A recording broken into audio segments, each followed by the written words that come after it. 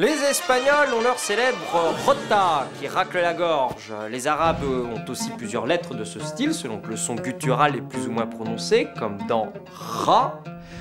Les Allemands, eux, ont le son Re qui s'écrit CH, tout comme nos cousins gallois d'ailleurs. Et en Bretagne, nous avons donc nous le C apostrophe H, le fameux son Re qui pose tant de difficultés à prononcer chez certains journalistes parisiens, chez les touristes, voire même chez de nombreux Bretons.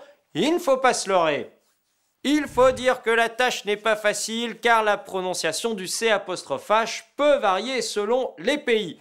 Prenez un chien, un chat par exemple. Eh bien parfois vous entendrez Harry ou Arras avec un re très prononcé, mais le plus souvent ce sera Ahi ou Ahaz avec simplement un H aspiré. Tout peut dépendre aussi de la lettre qui suit. Si c'est un R par exemple, le raclement de gorge sera encore plus marqué, comme dans le mot crèche, à raou, mais inutile de cracher sur le voisin pour autant.